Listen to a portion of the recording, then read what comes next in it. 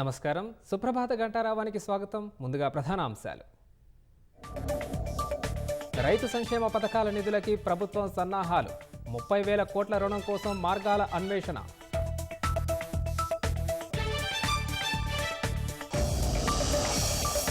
Narayanpet, Peddapalli ఘటనలపై CM Revanth Reddy ఆగ్రహం. బాధ్యులపై కఠిన చర్యలు తీసుకోవాలని డీజీపీకి ఆదేశం.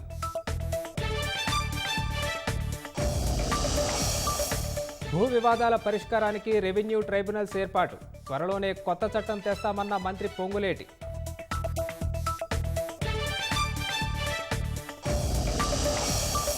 సాంకేతికతలో గుత్తాధిపత్యం వద్దన్న ప్రధాని మోదీ.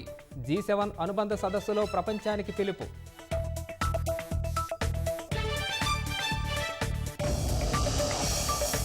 ఉక్రెయిన్తో సంధికి సిద్ధమేనన్న రష్యా అధ్యక్షుడు పుతిన్.